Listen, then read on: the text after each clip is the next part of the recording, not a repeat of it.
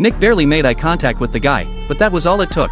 The thug immediately got up looking for trouble. Feeling cocky with his crew backing him up, he strutted over and planted himself right in Nick's face. The guy thought he had Nick intimidated. Big mistake. Before he could even open his mouth, Nick had him pinned.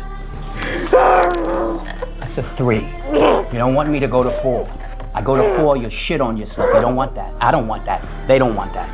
Nick figured that would be the end of it, the punk would back off. But no, the guy came back with reinforcements looking for payback. Nick didn't even flinch. After a brutal fight, every last one of them was down. As Nick watched them bleeding out, he felt nothing. No sympathy whatsoever. He knew this wasn't over, not by a long shot. The next morning, cops showed up at the scene. Looking at the bodies scattered on the ground, they didn't shed a tear. If anything, they seemed relieved. The only problem was the gang leader among the dead. They knew what that meant. All hell was about to break loose. The boss wanted blood for his brother. He grabbed a cop as leverage. Things were getting ugly fast. Nick knew innocent people would get caught in the crossfire, so he did something unexpected. He surrendered. The boss immediately pointed his gun at Nick's head. Nick thought he was done for. Then the town doctor stepped forward. His courage was contagious. One by one, the townspeople found their backbone. They pulled out their phones, ready to record everything the gang did. Seeing the crowd turn against him, the boss had no choice but to back down. He gave Nick a warning and walked away. But Nick wasn't about to give him another chance for revenge. While the boss was laying out his plans back at his compound,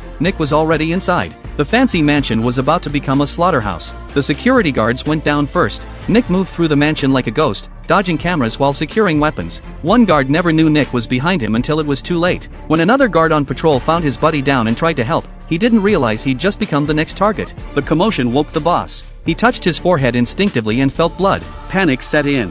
When he looked up, the skylight suddenly shattered. He grabbed his weapon and called for his men. Nothing. Dead silence. What he saw next broke him completely. He sprayed bullets wildly in every direction, but Nick was already behind him. When the boss came to, he was tied to the bed. But Nick wasn't done with him yet. Nick cut him loose. The boss bolted immediately, but the drugs in his system had left him weak and stumbling. With Nick stalking him like the Grim Reaper, all the boss could do was struggle helplessly. He begged the townspeople to save him. Not a soul lifted a finger. He knew he was finished. As time ticked by, his strength gave out completely. Finally, he collapsed face first into the muddy street.